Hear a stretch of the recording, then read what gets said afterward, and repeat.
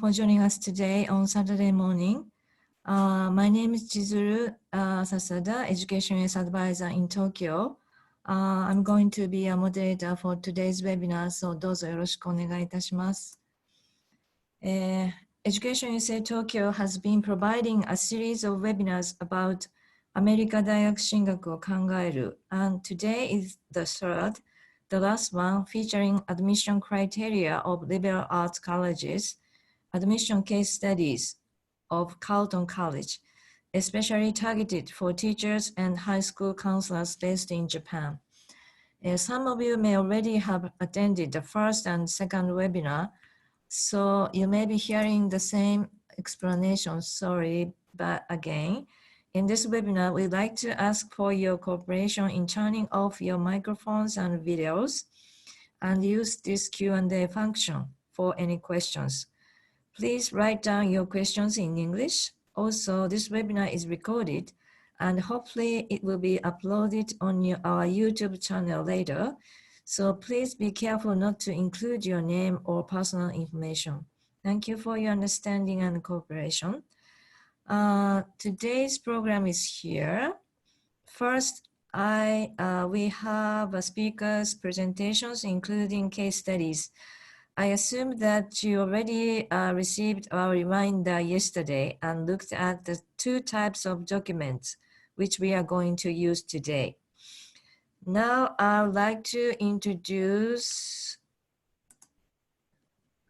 our wonderful speaker, Rhemi, joining us from the United States. Miss Rhemi Abrams-Fuller, she is a senior assistant dean and coordinator of Multicultural program of Carleton College in Minnesota.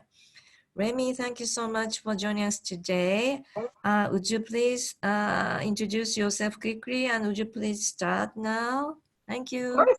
Yes, thank you. Ohayou gozaimasu, everyone. Thank you for waking up early to join me. I hope that this will be very helpful.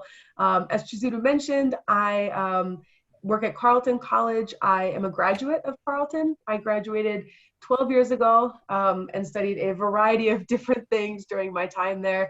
And I have been working back in admissions at Carleton for 9 years now. So it is possible I have met some of you. I've done a little bit of travel on behalf of Carleton to Japan in the past.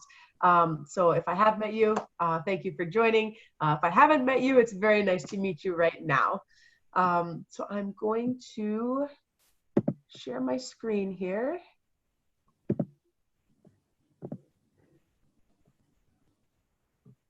Okay. So my hope is that we can go through a case studies program, and I'll talk to you a bit more about what that means. But please bear with me. It is going to be perhaps a little bit clunky. I've not done one of these via Zoom before, so it might be a little bit different. I'm going to first give you an overview of what liberal arts colleges in the United States are looking for generally. Keep in mind, we're all a little bit different. Every institution has their own set of priorities, their own way of evaluating an application, specific things that they are looking for that perhaps other schools are not. So I'll try to hit some broad topics, but keep in mind, every school is a little bit different. We will try to do a mini case studies program. I ask that you please do not share these cases. I think there is immense value in utilizing some real applications rather than making up our own, so that you can see what an application looks like. And these have been pulled from the last 5 years at Carleton. We've tried to get rid of any identifying information, but again, we ask that you please don't share those broadly. They're just for us to examine today.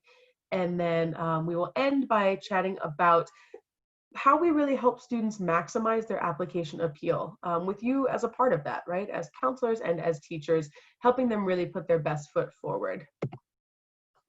So I'm sure you've all seen applications to colleges in America. We use the term holistic quite a bit when it comes to liberal arts.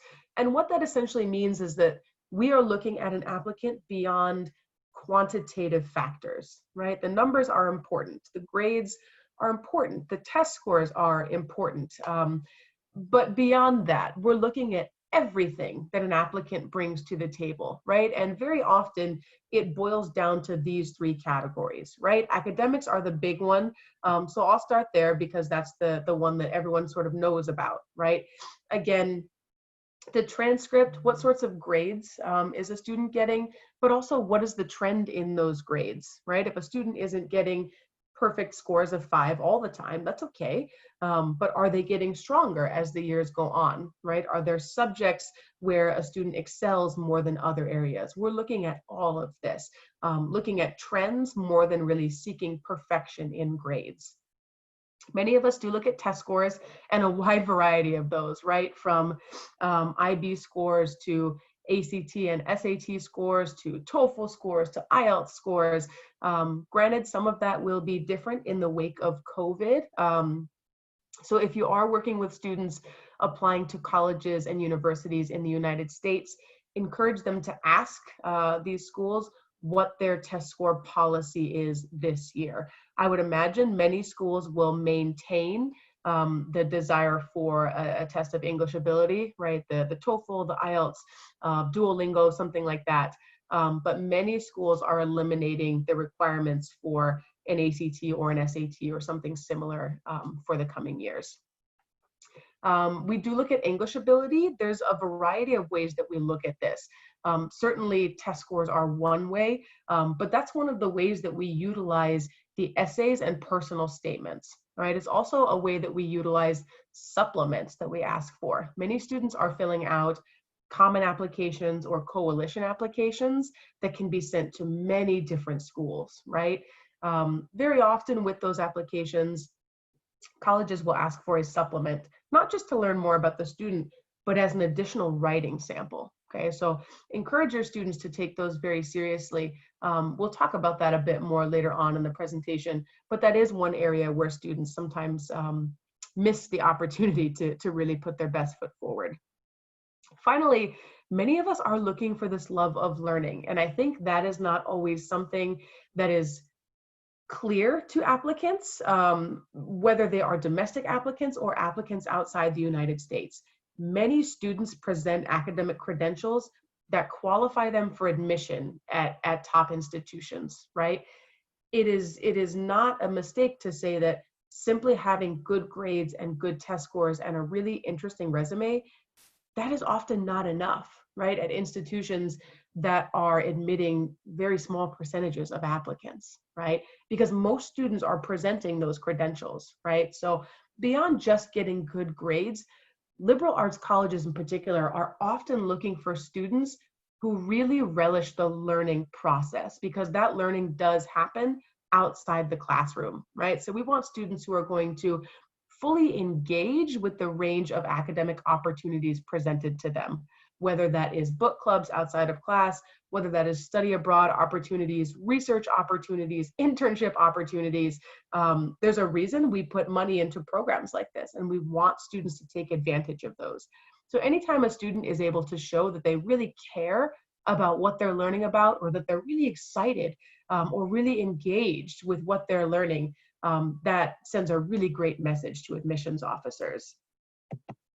Moving on to the personals, we look at extracurricular engagement, what students are doing outside of class. I want to note that admissions officers reading applications from around the world are aware of the cultural differences that show up in applications, right? So for example, if you have an admissions officer reading applications from Japan, we understand that a lot of their time after school ends is spoken for. We understand that many students are attending cram schools and additional sort of academic opportunities, right? It looks very different than school in the US sometimes, or schools around the world, and we understand that. We're really just looking to see how students spend their time outside of class. We're not necessarily looking to place judgment on that. Anytime we can get a better understanding of a student's personality through an application, that's a really good thing. I often tell students, if I can remember you or attach a memory to you based on your application, it's great, right? Because it means you really stood out, either because of something you wrote in the application, or because of, you know, the way that you came across, the demeanor that a student has.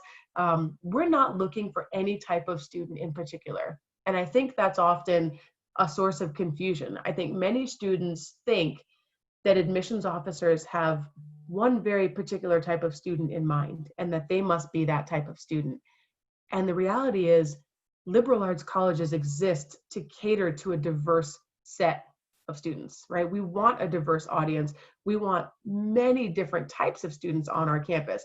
What we want more than anything in an application is to get a genuine indication of who you are as a student, right? So we always tell students, the more of yourself you can put into an application, the better. I think oftentimes students feel the need to come across as very intelligent or very serious or very funny when maybe that isn't their personality, right? So certainly encourage them to highlight their personality, but they shouldn't feel the need to change it, right? We love students as they are, and the more of themselves they can put into an application, the better. Finally, there's this thing that we talk about called fit factor. I don't know if that's used at colleges around the world, but we use it quite a bit in the liberal arts world in the United States. We are constantly asking ourselves how applicants would fit on our campus, knowing that they would not just be present in class, they would be part of the residential experience as a whole. They would be part of the extracurricular scene. They would be part of the social scene, right? They would be doing many different things. And in fact, most of their time engaging with our campus would be spent outside of class, right? So how are they going to fit into the sort of machine that we have built as a college, right? Do they have that love of learning that we think is really important, right? Are they spunky? Are they really politically active, right? Is religion very important to them? You know, depending on the school that a student is looking at, there are some characteristics or indicators that often can tell us, oh, this student will fit very well here. That's not to say that students who are very different won't find a home. And I think that is a very important distinction to make. But oftentimes, the same way that many of your students have such unique personalities, colleges and universities are like that too, right? So part of our job is being very well trained or having that keen eye and knowing oftentimes what sort of student really seems to fit within the mission of the college itself. And then the third part of this pie is institutional priorities. Things that the institution broadly is taking into account or is potentially seeking in its applicant pool, right? Things like geographic background, not just what is your citizenship or even what country are you from, but perhaps what part of the country are you from, right? Are you from a large city or are you from a small rural town, right? What is your financial need? I'm certain you have talked to students about this. Colleges in the United States are very expensive. And while many of us are blessed to have financial aid dollars dedicated specifically to international students or students from outside the US, oftentimes those budgets are smaller, right? And the competition for those scholarship dollars is really, really tough. So that is something to take into account, right? Colleges need to be able to balance financial aid at the end of the day while also pursuing some really terrific students from all over the globe. The ability to contribute to highlighted areas at the college, right? So if a college has a very prominent research program, right? Or perhaps they have a really stellar soccer team, or perhaps they have a really wonderful music program. Any area that the college takes a lot of pride in, that an area that a student, can contribute to, colleges pay attention to that, right? So that's something to keep in mind. And on top of that, and perhaps related, special talents or notable accomplishments. So what I have found oftentimes with students from Japan is they're all very impressive. They're all winning all sorts of awards and they bring many honors with them. And we see that, right? And it is something that is very impressive to us.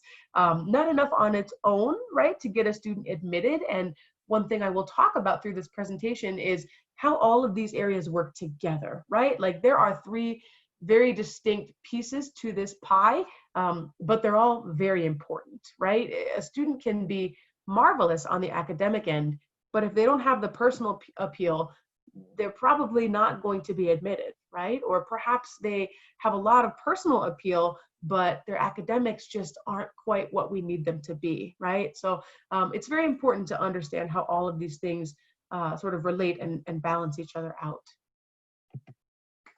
So with that said, I do want us to spend a good chunk of time looking at the applications that were sent. So hopefully all of you got a PDF showing 2 applications. If you have read through those already, wonderful. And I should mention, it's not the entirety of each application. I tried to pick a good chunk of the pieces, but trying to read through an entire application in this amount of time probably isn't feasible. If you have not had a chance to look at both of those, that's okay. I'm going to give you a little bit of time to look through one of them. With 10 to 15 minutes, you're probably not going to have a chance to read through both right now. The other thing I'll ask you to do, and I'm hoping that we can do this as a group, I would love for you to make notes on this shared Google document. So perhaps you have already done that. You may have already downloaded that Google document or made a copy and made notes for yourself. But I would love for all of you to access that shared document and work on it together. And you don't need to work cooperatively, but I would love to have everybody's notes on the same document so that we can look at those as we talk about these students. And as I mentioned before, I'll give you about 15 minutes to do this. Looking quickly at the Google Doc itself, this is what you'll find there. It sort of guides you through the different application components that we're looking at, right? And I want to clarify some of those. So there's a section to comment on grades. You don't need to write down every single grade that a student got. Really, you should be asking yourself, is there a trend here, right? Are the grades getting stronger as the student gets older? Is the student doing really well in particular areas? Does the student struggle in particular areas? Testing, we really look to testing to sort of corroborate other academic indicators. And what I mean by that is, if the grades and the rigor of the transcript are telling us that a student can be successful at our college, we really just look to the testing to back that up for us, right? The only time testing becomes hugely important is if there is a big discrepancy, right? If the grades are telling us, wow, this student is absolutely brilliant, but goodness, the testing looks very different, or vice versa, right? Perhaps a student is getting is struggling and getting grades that aren't so great, but the testing is amazing, right? That's really the biggest time to pay attention to testing. Testing on its own won't make or break an application. In terms of the essay, I want you to pay attention to what you're learning about the applicant, both in terms of the story they're telling, but also in terms of personality that might be coming through. It's also a really good time to look at English ability and ask yourself, do they communicate well? It doesn't need to be perfect, right? Because these students are, 17, 18, 19 most of the time when they apply. We understand for many of these students, English is perhaps their second or third or fourth language. So it does not need to be perfect, but can they communicate well? The supplement should talk to us about why we might be a good match, specifically Carleton. Why would we be a good match? Activities, as mentioned before, looking at who this person is outside the classroom and how they spend their time. And then looking at a letter from a teacher. Do we gain additional insight, right? Do they sort of corroborate everything that we know about the student already? And then if you note any areas of strength or weakness, it's okay to comment on those.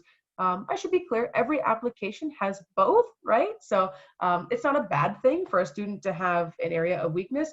There are no applications that are perfect, right? And we fully acknowledge that. So I'm going to give us some time to look at these, and I'm going to, hopefully, if I can get rid of this, try to hop on this Google document with you here. So I will stop talking for about 10 or 15 minutes, and I will sit on this Google document with you.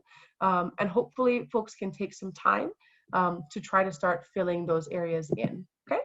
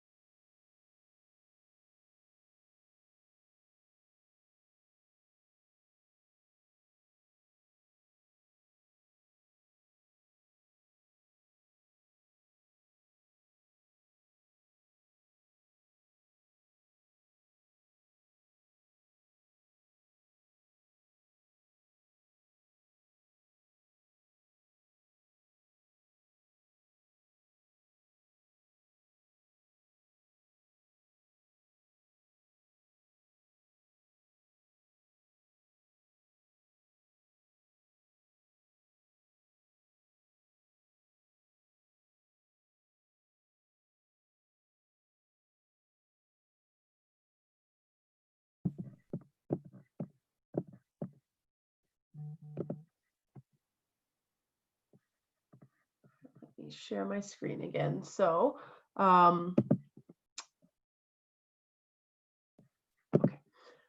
so I think that either my instructions perhaps were unclear, or folks were a bit reticent to chime in on that Google Doc, which is fine. We'll freestyle it. So for those of you, again, who haven't had a chance to look at both applications, either prior to the session or just now, I'll give you perhaps an overview, and that might be helpful. So applicant A, and as a reminder, these are both real applicants that we have put multiple reads on the files. Applicant A, I thought, had an extraordinary amount of personal appeal. This young man academically was okay, but personally, I think is where he really stood out. He did some really neat exchange work abroad. He went to Paraguay, if I remember correctly. The teacher wrote a pretty lovely letter about this kid, talking about what an impact he has on his high school community. Really pretty extraordinary, right? So I think at least when we evaluate applicants, and I would imagine it is similar at most places, we assign a score for academics broadly, right? And then a score for personals, other, everything else, right? And this is a student for me who academically I would have said, okay, this student can probably handle the work here. Perhaps not the top student we will see academically, but could do fine, right? Personally, pretty wonderful, right? I would give this student a top mark just because he is interesting, he is adventurous, he is someone who definitely seems to have an impact on his community, and that is something we look for, right? In a world of liberal arts where so many of us are residential, right? And we stress community, right, as a big part of what we do. It's not just about academics, it's about doing academics with the people around you, right? And having somebody who can really inspire a community like that applicant, he would make a big impact on a college campus. For those of you who read applicant B, academically, I think he's a bit stronger, right? His grades are consistently higher. His testing, I believe, is higher as well, right? So we would say, okay, you know, he might get a higher academic mark than applicant A. Both of them, I thought, were pretty solid in terms of their English ability, not just in terms of TOEFL score, but in terms of their essays being able to communicate pretty well. Neither one was perfect, right? And perhaps you picked up on some of those errors. That's okay, right? Like that would not at all stop us from admitting a student we would otherwise be very excited about. Applicant B, I thought, was pretty vulnerable in talking about some pretty severe health issues. That's got to be hard to talk about. And the way that he does it with such clarity and with such resilience and with such strength, I found personally really extraordinary. I remember reading this student's application years ago and being so impressed with just how strong he was and how dedicated he was to overcoming that and not letting that stand in his way. These are some of the things that we tend to ask ourselves as we're looking at applications, right? So we ask ourselves, can this student or can these students handle the academic expectations at our college, right? It's never about being the best, right? The very first question we ask is, can they do it here, right? Because we want to set students up for success. It doesn't do anyone any good to bring students to a campus if they're overwhelmed, if they're going to struggle so much that they cannot be successful. And I would say that yes, both of these students could handle the academics at a place like Carleton. We ask ourselves about each applicant's personality and their story, right? That is so much of what we talk about is, what is your story? Who are you? And I know that that can be really difficult for a 17-year-old, 18-year-old, 19-year-old to convey, right? That can be a really difficult thing when we use words like, what's your passion? That's not a term that falls regularly in the vocabulary of many teenagers, right? So it can be really difficult. So again, when we tell students, put as much of you into this application as you can, I think that's why both of these applicants were so compelling, because I think we got a good sense of who they were, right? And what really made them tick. In a normal case studies program, I would force you to choose one person to admit. And usually I like to do this with three or four applications. So I would make you choose, 2 to 3 people to waitlist and perhaps someone to deny. Because the absolute worst reality of my job is that we don't have the space, nor do we have the funding to admit every single student who's amazing. And those decisions are terrible. They're difficult and they're heart-wrenching because so many of the applicants that we read are extraordinary. These are 2 examples. They're both really extraordinary in really different ways. And we simply don't have the space to take all of them, right? So when thinking about what decision you might make, it's important to also think about what colors your personal decision, right? What sort of factors do you value individually? So much of this process requires us as admissions officers to not necessarily try to remove bias, because that's difficult in a lot of ways.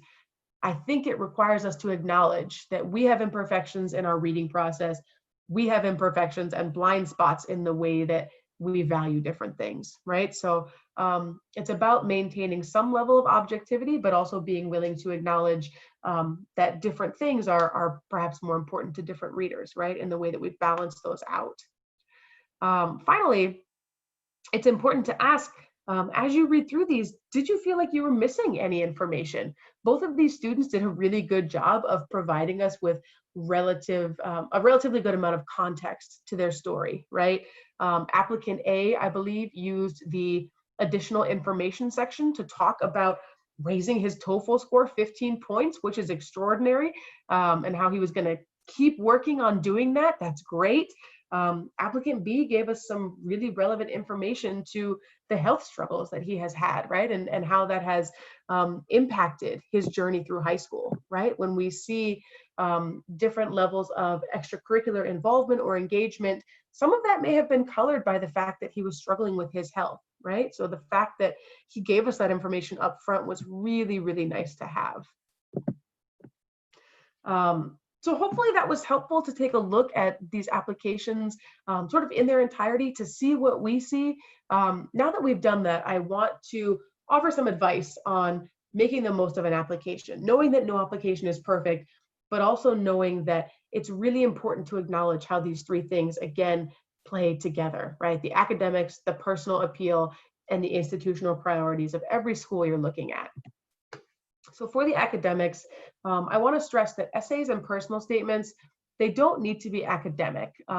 Oftentimes they are, and I find that when I read personal statements and essays from around the world compared to reading applicants or applications from the United States, there tends to be more of an academic focus from other countries, which is interesting for me to see. I worry sometimes that students think, especially at institutions that are highly selective, I worry sometimes that they think that all we're looking for is a brain. And all we're looking for is someone who gets perfect grades all the time, lives, breathes, dreams about academics all the time, right? And if that is genuinely the student, that's okay, that's wonderful. But we've also got students who are really excited about their studies and who also really love soccer, or who really love music, or who really love theater. And that is equally as wonderful. The essay is really a place for the student to tell them something, to tell us something that is, I would say, a really profound part of their life, right? Keep in mind that if students are really good at math, or really good at biology, or really good at English, we're going to see that in different parts of their application, right? We'll see it in their grades. We'll see it in the honors and the awards that they have won. We will see it in their list of extracurricular activities. This isn't to say don't touch those topics, but it's to say that the essay section can be a space for students to tell us something new and relevant that might not come up anywhere else, right? So if there's something your student really wants to talk about, I would encourage that, right? I would support that. And if it's not academic, that is completely okay. The writing itself should be as polished as possible, but it should be authentic. And this is something that I talk to students in the United States about as well. we stress so much, make sure you proofread, make sure you do multiple drafts, make sure there are no errors. And students work very hard on these statements, and it shows, and it's amazing. But if the finished product doesn't sound like the student, it has been overworked, right? Keep in mind, we're trying to gauge personality through this, right? Not just the writing ability. We're trying to really get a feel for the student, their cadence, how they think, how they speak, how they would communicate with us on campus. Okay, so if it's worked to the point where it sounds like you're reading text online or text from someone who is not the student, perhaps go back and adjust a little bit. This should be the case in the supplement too. That is one area where students often miss the mark is in the supplement. Sometimes because students rush through it, right? They simply don't dedicate as much editing time to the supplement as they do to the personal statement. And that's easy to do. It's easy to overlook, but it is one area where students can really make a big impact. So I would encourage students, and I do encourage students to take advantage of that. I also really encourage students to keep in mind the audience that they are talking to with the supplement. Many times students make the mistake of telling us why they want to attend a small liberal arts college or any college in the United States. And that's not a bad statement, but many supplements ask, why are you interested in our college specifically? Why are you interested in Carleton? Right? And very often students will say things like, oh, I want small classes. I want a liberal arts approach. I really want to connect with my professors. That's all really wonderful, really relevant information, but it is unfortunately applicable to every single liberal arts college in the United States, right? So again, it's not bad, but I encourage students to really, when they're working on their supplement, if you can take out the word Carleton or, whatever college, McAllister, Williams, Amherst, any college, if you can replace our name with another school's name and the statement still works, it's probably not specific enough, okay? That can be one way to encourage your students to really get specific with that supplement. And again, helping students to convey a passion for learning. This is an area where you as teachers and counselors can do that too, right? Talking about not just their grades and the quantitative measures, talking about the qualitative, right? Rather than simply telling us the score or the grade on something, tell us how much effort they put into it, right? Tell us what a splash they made at school with the work that they did. Oftentimes those stories can do more in convincing us about how amazing a student is than simply reading the number. In terms of personal appeal, again, emphasize the student's personality, right? It takes all kinds to make a diverse group of students at a liberal arts college, and we want all sorts of students. So it's okay to stand out. I know students are often worried about that. It's totally okay to stand out, and in a lot of ways it can be good. Specificity in the supplement, we talked about that, right? Making sure that students address the college in particular that they're writing to, not just the type of college that they are excited about. I would encourage your students to take advantage of interviews if they are available to them. Many liberal arts colleges and research universities as well have alumni who are willing to do interviews on their behalf all around the world. And in fact, some of us are even able to send admissions officers to different countries, including Japan, right? So when we're there, I think oftentimes there's this idea that students must be perfect, right? And they're so worried that they won't be absolutely spectacular that they don't take advantage of the interview. That is a really great time for us to have a casual conversation with a student and to learn more about them. And oftentimes, the more we can learn about a student, right, the more chances they have to set themselves apart from other students who are presenting equally strong academic credentials, right? Top grades, top test scores, really strong letters of endorsement from their teachers. Any added opportunity to stand out is usually a good one. Students should be reminded that we know they're young, we know they're teenagers, we don't expect them to be perfect in an interview. It really is just a great chance for us to learn more about them. Finally, in your letters of recommendation, please, if you're able to, talk about the student academically and personally. That was one of the things that really stood out in both of the applications that we looked at. The teachers did a great job telling us all about these students, both in terms of academic propensity, but also in terms of the impact that these students had more broadly on their high school communities. And that can really help us envision the impact that students would have on our campuses, right? Because again, their life is going to be spent certainly in the classroom, but also as part of our, athletic clubs and our music groups and our religious groups and our political activism groups.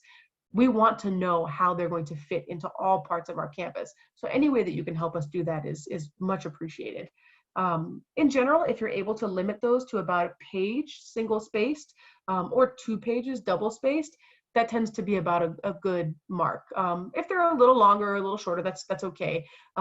But length doesn't always mean better, right? Just because you write a lot about a student, that doesn't necessarily convince us that a student is more outstanding, right? And keep in mind, many of us are trying to read 3 to 5 applications in an hour, right? So you don't want to take the chance that an admissions officer is so overwhelmed with so many pages of documents that they're not picking up on the most important things that you're saying. And then in terms of institutional priorities, if the schools that your students are looking at have an early decision or early action option, I would encourage you to have your students utilize that if appropriate.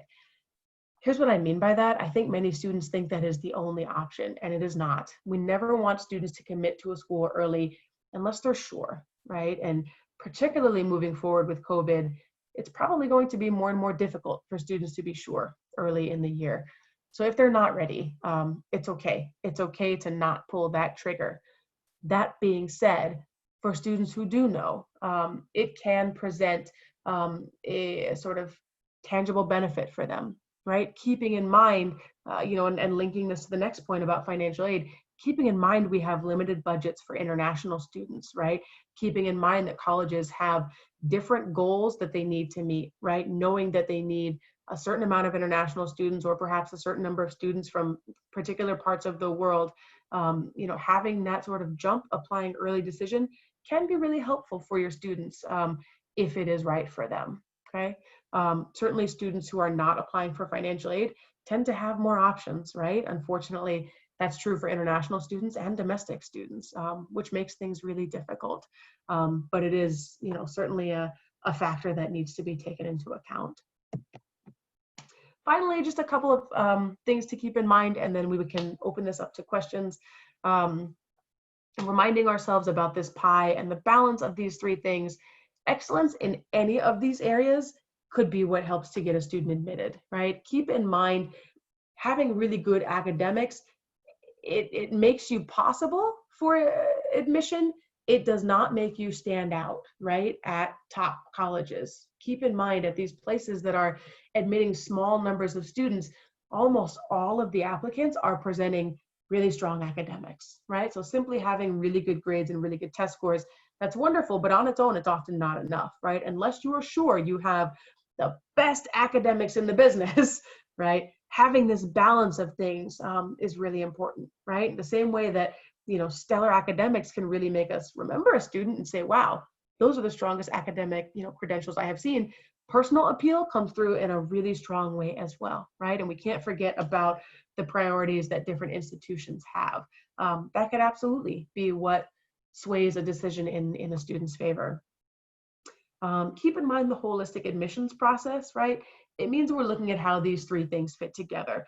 Excellence in any area could be what sort of sets a student apart, but sort of falling short in any of these areas could be equally as detrimental, right? So it doesn't matter how personally appealing a student is if the academics are so bad that we worry about their ability to get through our courses, right? Vice versa. If the academics are great, but we're worried that a student won't engage in different aspects of the campus, that can be a struggle as well, right? So just keep in mind the balance.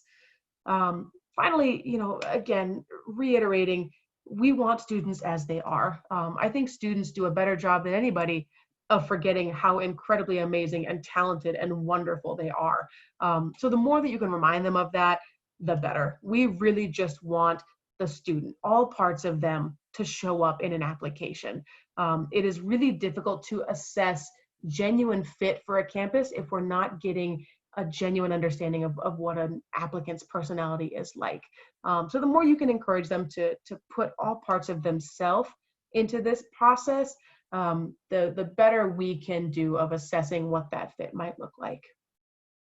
So that is all I have. I will stop sharing for the time being. And if there are questions, I am happy to answer those.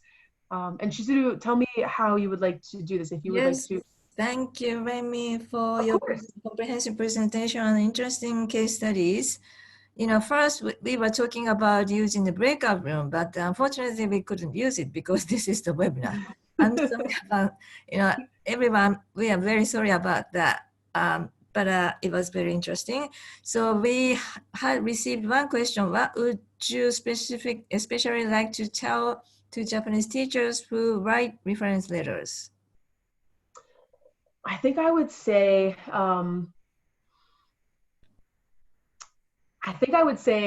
it is okay to highlight the strongest aspects of a student's personality. I think it can be easy when it feels like a student is very eccentric in some ways to try to encourage them to want to fit into the mold of what we think a college is looking for or a university is looking for.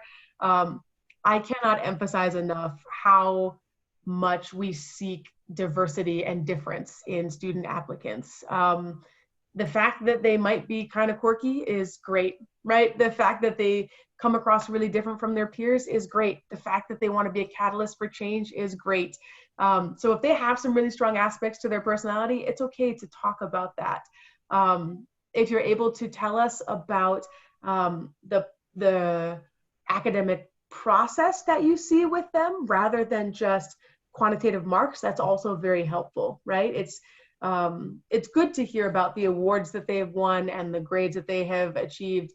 That's all wonderful, but I think seeing the process is more helpful for us. Telling us, for example, how hard they studied to get that really impressive grade, or how they assisted their peers in also getting those grades. The process for us, I think, is more important than the natural outcome, right? We're not seeking academic perfection. We're looking for academic potential and a community-focused mindset when it comes to learning. Thank you, Rhemi. Well, so far, we only had one question, and Japanese teachers are very quiet. So it's early in the morning, I know. Other people may have some questions, and if you feel uncomfortable in writing in English, you can write in Japanese. I can translate into English to Rhemi. So for the time being, I have a question to Rhemi, not a question, but a kind of comment. I read those two wonderful applicants, application essays and grades and stuff like that. And it was so amazing, and I'm so impressed with them. And then, but you have to, can you choose two of them, or you have to choose just one of them? Because if I were, I could take both of them, but yeah. Yeah. I tried to take both of them. So when we read for Carleton, each application is read twice, and then by two separate individuals, and then sent to a committee process where a small group of us, usually 3 or 4 of us, will talk about the different applicants and the financial aid budget. And I looked at both of these students, and I actually voted to admit both of them. Mm-hmm. Unfortunately, we were only able to admit one, but gosh, I tried my hardest to get them both in. Wow, I can imagine how hard it is to choose just one of them. But thank you so much for sharing the cases. Of course. Okay, we got another question. Japanese students who have a permanent resident in the United States are required to apply from the US as a domestic student. Is there any disadvantage for students who are educated in Japan by this applicant method? Do you know what I mean? So let me make sure I'm understanding this question correctly. Okay, so let me clarify a couple of things. So students who are permanent residents of the United States will fall into, for many schools, probably for almost all of us, will fall into a different financial aid group than students who have Japanese citizenship alone, right? Or perhaps citizenships other than United States. So funding will look different. That's not fair. Funding will look different. The pot of money that they are drawing from looks different, right? So many schools have international scholarships, right? Specifically for students with citizenships that are not United States citizenship. This student would actually be eligible for United States domestic funding. So that's one important thing to keep in mind. In terms of students being at a disadvantage for being educated in Japan, absolutely not. I think many of us would actually see that as a huge advantage, in that students oftentimes who are in those situations have lived experience in multiple parts of the world, right? Oftentimes they have lived in the United States and lived in Japan. And when we're talking about bringing together a community of 2,000 people from all over the world, having students with that sort of cross-cultural experience is really wonderful. It's also our practice to evaluate a student academically in the context of where they're coming from. So simply because a student has US citizenship or permanent residency status here does not mean we have different expectations for their curriculum. If they are growing up in Japan and they are going to school in Japan, we will evaluate their curriculum and their academic prowess based on that system. Sorry. Thank you, Remy. Okay, for the next, I'm glad that we have 5 more questions. It's great. Okay, if a student does not feel that she or he has anything special like applicant A or B, how can that student can appeal him or her? They do. Most students think this. Most students think there's nothing special about me, and that could not be further from the truth. I think, again, students do a better job than anybody of kind of underselling themselves. They don't realize how extraordinary it is to be getting such good grades, and they don't realize how extraordinary it is to be studying in Japanese and English, right? To be helping take care of their siblings or holding a part-time job or having such talent in drawing or athletics or whatever it is they do.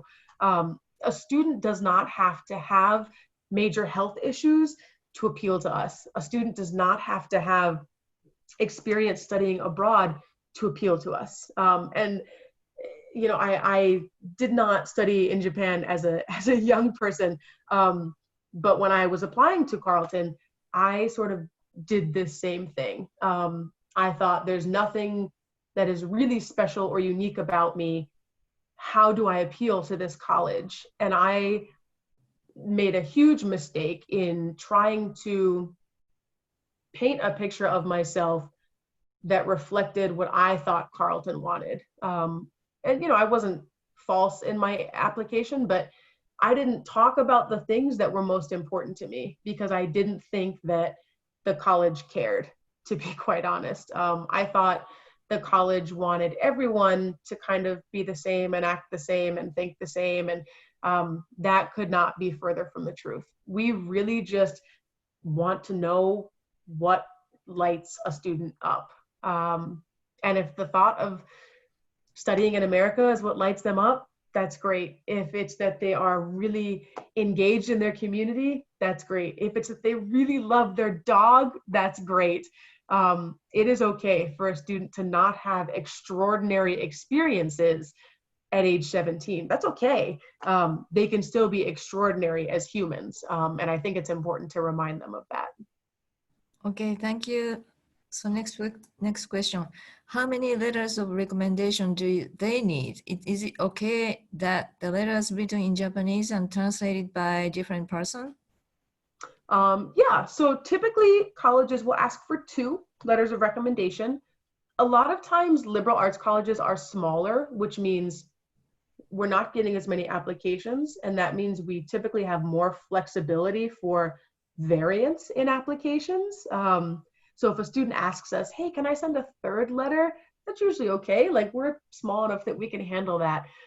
I do caution students, don't send too many, because if a student sends in 7 letters of recommendation and we don't have time to read all of them, we're just going to pick the first 2, and they might not be the best 2, right? So I would encourage students, send 2.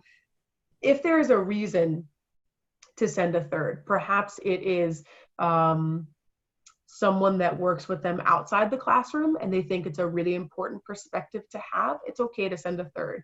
Just check in with the college that you're applying to. Oftentimes we encourage students to utilize teachers from like core academic subjects, right? So the subjects that they're taking every year. Sometimes coaches, right? Like athletic coaches or music teachers, that's not a good example, music, like instructors after school will write letters for students, but that can be tough because sometimes they can't comment on their classroom performance, right? So it's important to keep that in mind. And it is absolutely okay to have someone different translate your letters. That is totally okay. Okay, thank you. So the next question, could you please let me know how to find what kind of students each college look for? I suppose seeing colleges' homepages for contacting alumni? That's a good question. So for the academics, usually colleges are very proud of that and put it on pages that are easy to find.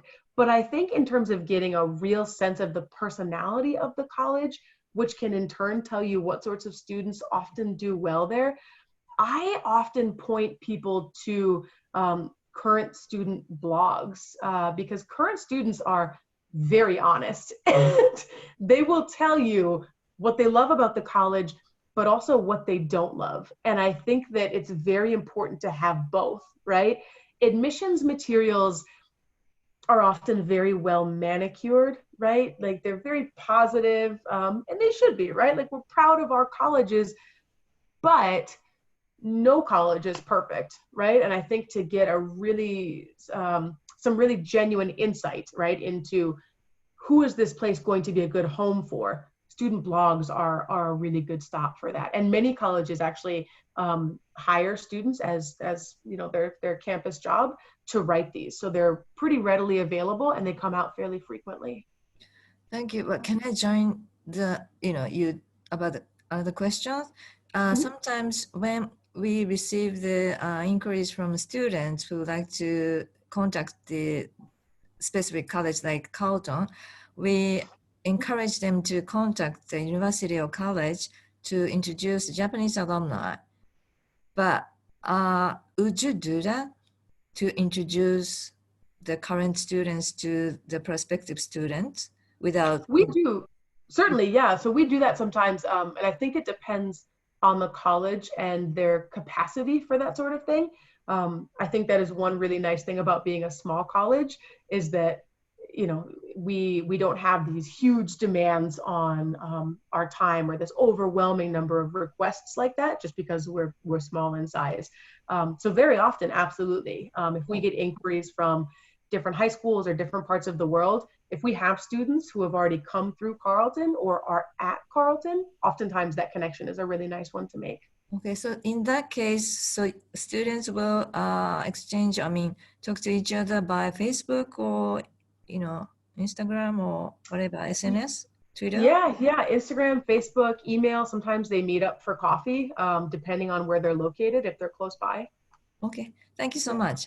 Yeah. Okay, another question. In terms of diversity, could you give me an example of unique students who have actually entered your college? Well, oh, that's an interesting question.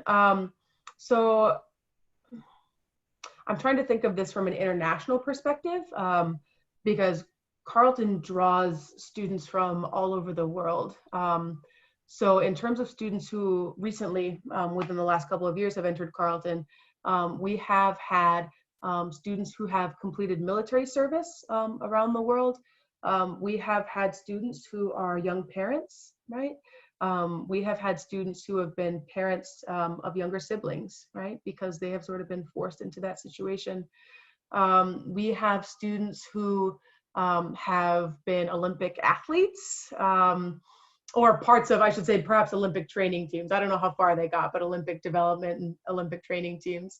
There are students with a variety of different sort of standout areas in their resume, right? Whether that is immense talent on instruments, to having an outrageous number of Instagram followers because they're very famous in their home countries. It really ranges, right? There are no two students at Carleton who are the same. I think that is one of the really cool things about liberal arts colleges is it draws such a diverse cross-section of students.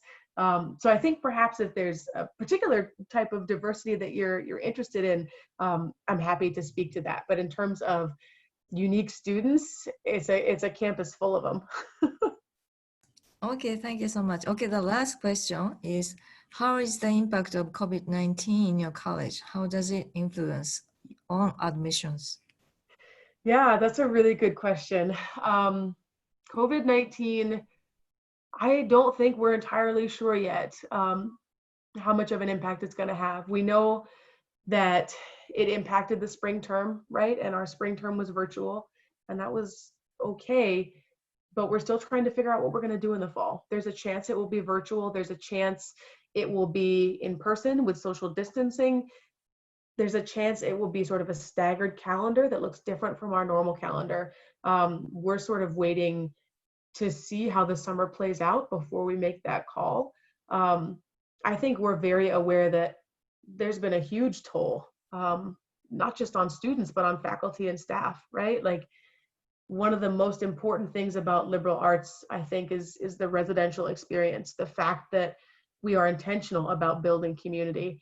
And as much as we love to see each other through a screen, it's just not the same, right? As having coffee with a professor, once a week, or bumping into a friend on the street, or just crashing on a friend's couch. It's just different. So I think it has been a struggle in many ways. Add to that all of the things that are happening around racial inequity in this country. It's been a difficult few months here. In terms of admissions, I think it's going to have many implications. We're seeing that a little bit with test scores, right? So Carleton will be test optional in the coming year, and perhaps for years after that. In terms of the ACT and the SAT, they will not be required next year. Students can still submit them if they want, but they don't need to. We're going to have to be flexible with students submitting things like AP scores or IB scores, because the availability and how readily students can get to those testing sites is definitely going to be impacted. The mental toll that this is having on everybody is certainly going to make an appearance in transcripts. We expect to see grades that students would not have otherwise received. We're already seeing it. Right, we're already seeing it with students who are coming to Carleton in the fall who have reached out to us and said, I struggled immensely spring term because mental health is suffering right now. So I think it is going to continue to have an impact. I don't think we know yet the full scope. What I do know is that we're preparing for this already.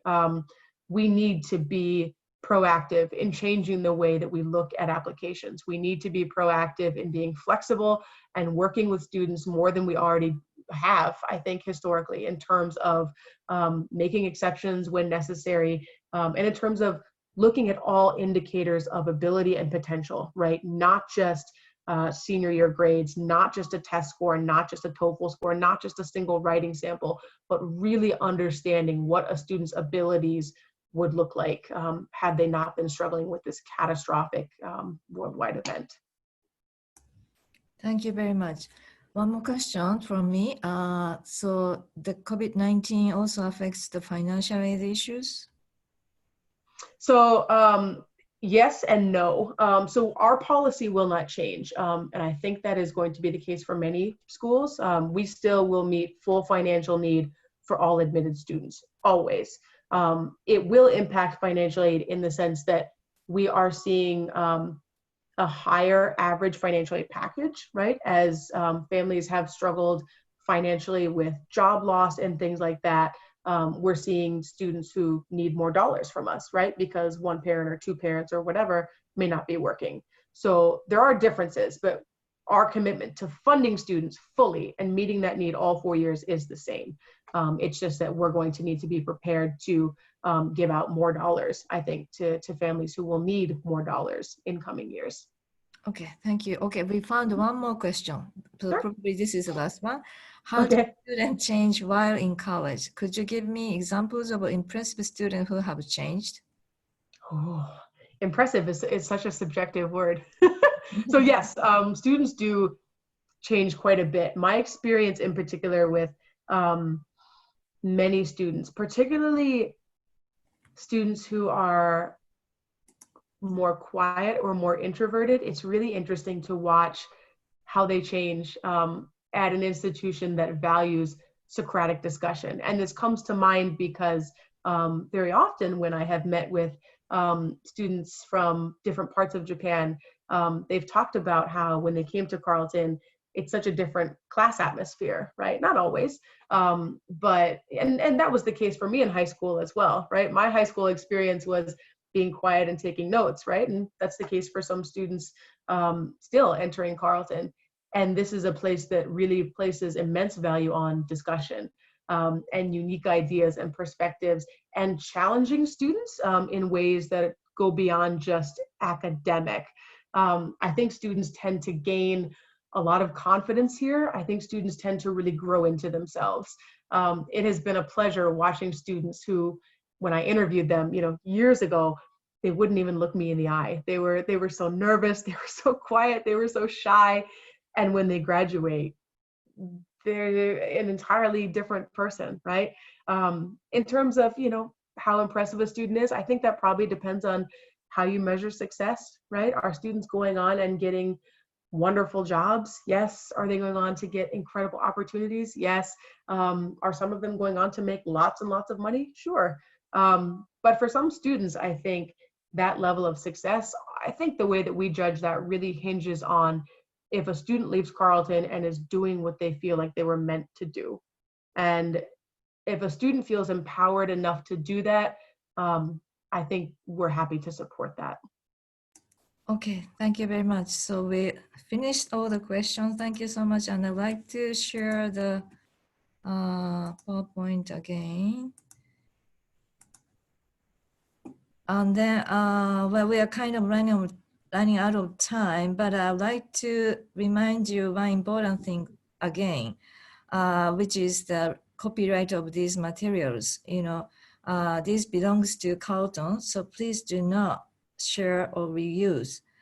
It is strictly prohibited. So thank you for your cooperation. Okay, I'd just like to introduce quickly for the future webinars by EducationUSA. We will have a monthly group advising webinar for undergraduate and graduate combined on June 25th. In this webinar, we invite a former graduate student who studied at Urban Regional Planning at UCLA on the Fulbright scholarships. Besides, we will start a new webinar series called EducationUSA Lunchtime Talk from July. The first one will be held on July 2nd, and we invite the current and recently returned Japanese students with undergraduate experience. So if you think it would be interesting and useful to your students, we'd appreciate your referring them to these webinars. And if you or your student need to talk to EducationUSA advisors, we will be happy to make an appointment for online advising, or they can drop by our virtual office hours. By the way, as you may know, EducationUSA centers in Japan are located in 6 cities, which is Sapporo, Tokyo, Nagoya, Osaka, Fukuoka, and Naha, Okinawa. And each center is slightly different in terms of its services, so please contact education advising centers in your region. So now it's almost time to close the webinar, but before doing so, I'd like to thank today's wonderful speaker, Rhemi, for their great presentation and participation. This is kind of the trial, interesting trial to do online workshop, and I hope everyone kind of enjoyed, but we learned so much about the admission criteria and case studies for a competitive liberal arts college in mid-central area in the United States, right? So, Rhemi, lastly, would you please give teachers and counselors in Japan any final word? Oh, I think I would say thank you so much for everything that you do. The students that all of you are sending to the United States and around the world are absolutely extraordinary. So thank you for supporting them. And if there's anything that we can do to be helpful in the future, please feel free to reach out. Even if your students are not interested in Carleton specifically, we are always happy to support more students going to liberal arts colleges. So please reach out anytime. Well, thank you so much. Thank you so much for Rhemi for serving at the webinars twice. She spoke twice. Well, thank you so much. We truly appreciate your huge contribution. So everyone, please join me in giving her a big hand in your heart. ありがとうございました。Thank you very much. Much, much, much, much. So once again, thank you very much, Rhemi. And everyone, I hope you enjoyed today's webinar. And 参加者の皆様, please enjoy the great weekend. Thank you. Thank you, Rhemi. Thank you for having me. Bye. Stay